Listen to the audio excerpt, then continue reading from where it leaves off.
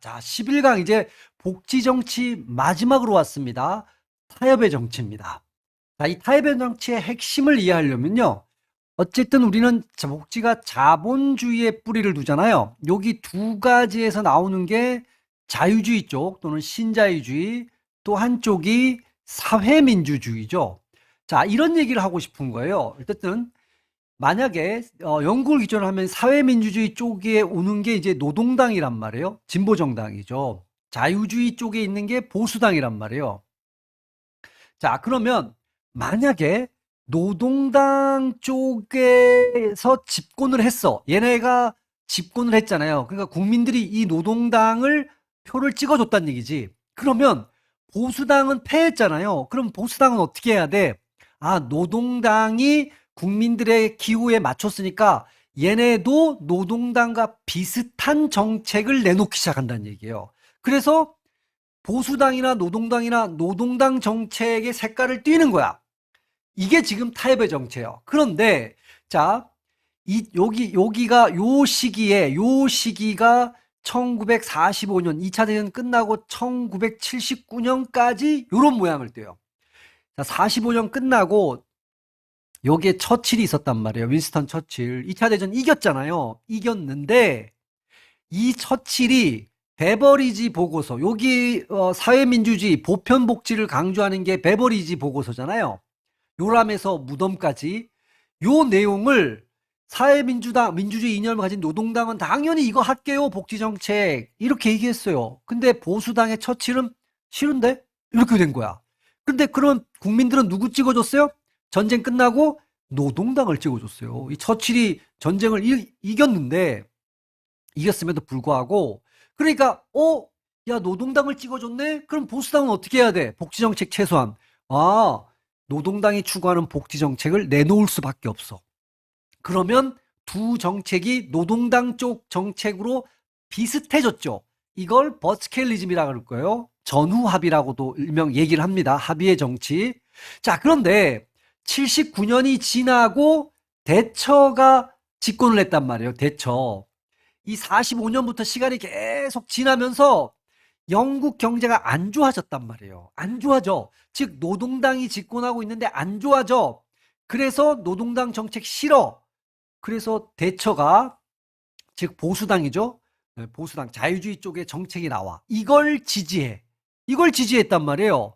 그러니까 이번엔 반대로 얘네가 대처 이후에 얘네가 집권을 하게 되잖아요. 자유주의 이념 정책에 기반해서. 그러니까 노동당 쪽이 어떻게 되는 거야, 이번에? 아, 보수당 쪽을 쫓아가. 그래서 비슷해져. 그게 블레처리즘이에요. 블레처리즘. 중간에 대처가 잡았다라는 건 이제 그 얘기입니다.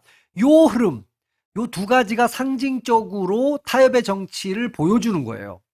그리고 또 하나가 요걸 보여주는 게 사회적 조합주의라는 말이 나올 거예요. 사회적 조합주의.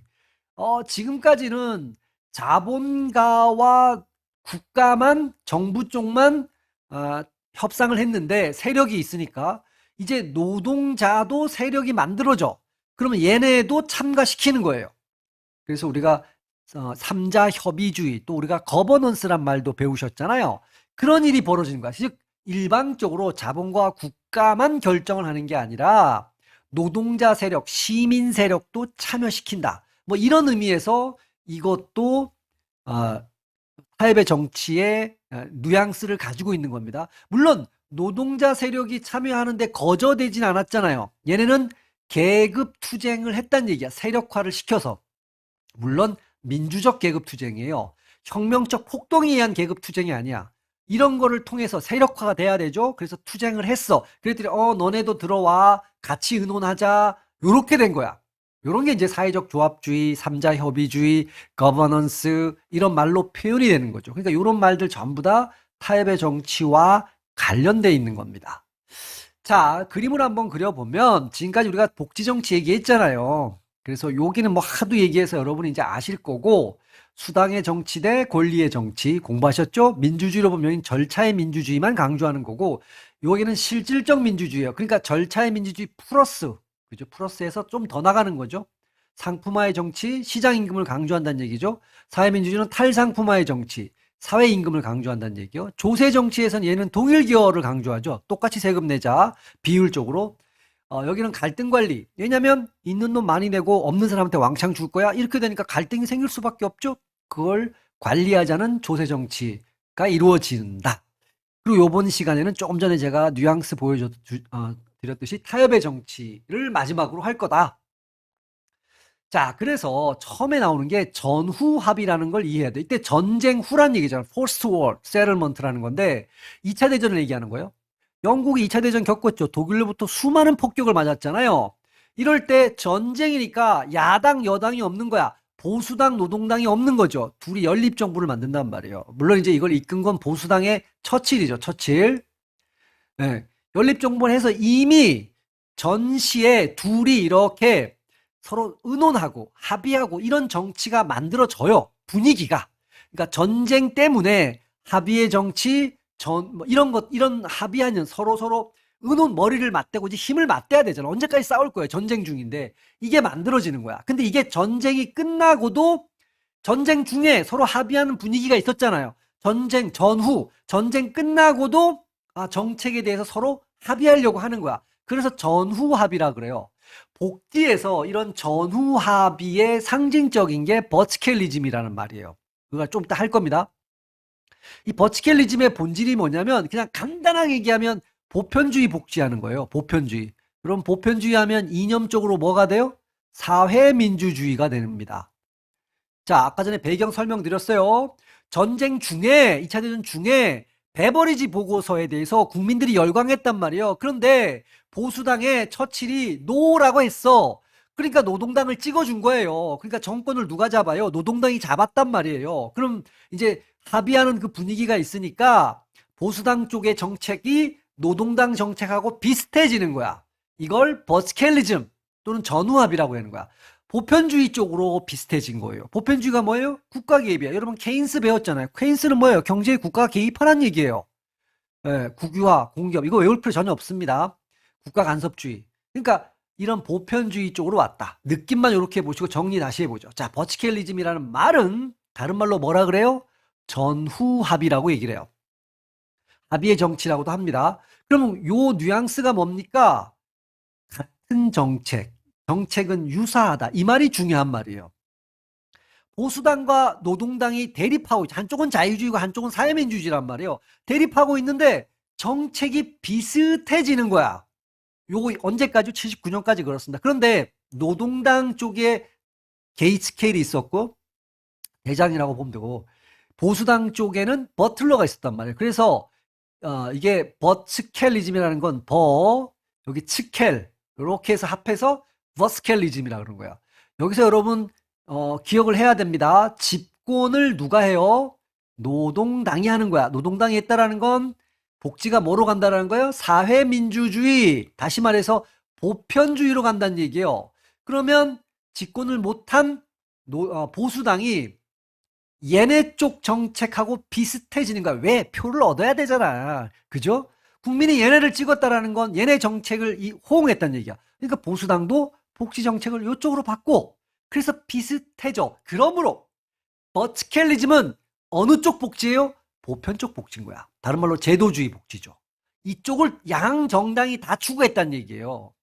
언제까지? 79년 대처가 집권하기 전까지. 그러면 45년부터 79년까지 노동당이 만약에 보편주의를 해서 경제가 좋았으면 얘네가 집권을 놓을 리가 없잖아. 근데 경제가 안 좋아져요. 그러니까 다시 보수당 쪽에 누가 대처가 나와서 집권을 해버려. 대처는 자유주의잖아요. 신자유주의. 그죠? 그러니까 국민들이 자유주의 정책을 옹호한 거란 얘기예요. 야, 사회민주주의를 갔더니 경제 개판됐네? 그럼 여기로 싹 넘어갔어요. 그래서 대처가 집권하면서 전후합의, 이게 버치켈림이잖아요. 국가가 개입해서 복지를 준 거죠. 탈상품화의 정치가 자조, 이거 자유주의가 얘기하는 거잖아요. 이걸 상실시켰어. 그래서 영국을 복지병에 걸리게 만들었다라는 거야. 복지병에. 국가에만 의존하고 나태하고 게을러지고. 그래서 영국 경제가 지금 이 모양 이 꼴이다. 이렇게 얘기한 거예요. 그리고 그 유명한 티나를 얘기합니다. 티나. 뭐가 티나냐면 이게 약자죠. There is no alternative. alternative가 대안이잖아요. 대안은 없다. 자, 이제 사회민주주의로 가면 안 된다. 그렇다고 사회주의로 갈 거야? 말도 안 되는 소리 하지 마. 그러면 이제 대안이 뭐가 밖에 없어? 자유주의밖에 없다는 얘기예요. 신자유주의만이 유일한 대안이다를 주장한 거예요. 티나 아주 유명하죠. 얘만이 답이야. 그러면 신자유주의가 얘기하는 건 이미 알고 있죠. 민영화 탈규제 자유와 노동의 유연성, 기업가가 막 자를 수 있어. 노동자 영향력 당연히 감소합니다. 주주민주주의 맨날 이게 얘네는 지금 자본주의를 얘기하잖아요. 자본주의의 시장을 인정하잖아요. 그럼 맨날 비판하는 게 뭐야? 야, 자본가가 노동자를 착취한다. 뭐 이따위 말을 지금 계속 비판했단 말이에요.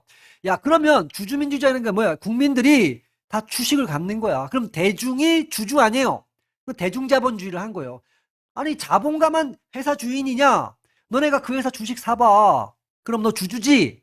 그럼 그러니까 대중이 주인인 자본주의를 표방한 거예요. 그러니까 어쨌든 뭐 이런 거 굳이 외울 것 같지는 없는데 신자유주의 같다는 얘기예요. 신자유주의는 수도 없이 했어요. 분위기 다 알아. 그냥 그렇게 갔어요. 자, 이렇게 가니까 자, 이번에는 자, 이제 이렇게 되잖아요. 다시 한번 가보죠. 노동당하고 여기는 45년부터 79년으로 가요. 여기에는 보수당이 얘네 쪽 정책과 유사해지는 거야.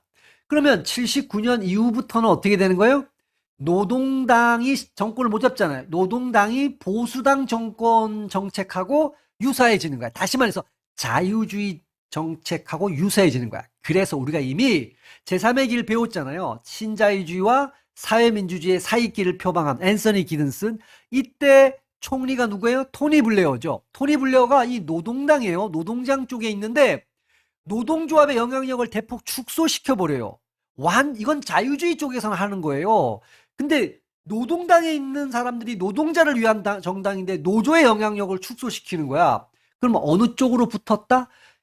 명분은 제3의 길이지만 요 사이길이라고 했지만 자유주의 쪽에 붙었다는 얘기죠. 대처의 영향력 아래로 들어갔다는 얘기예요. 그래서 이 블레어와 대처의 합성어를 가지고 블레처리즘, 발음이 뭐 이를 써도 되는데 하여튼 이 블레처리즘이라 그래요.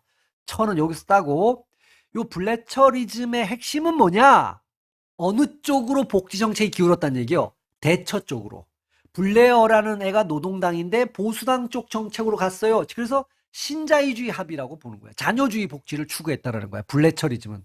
어쨌든 합의를 했다라는 거야. 그쪽으로 합의를 했다. 그럼 뉘앙스 나오죠.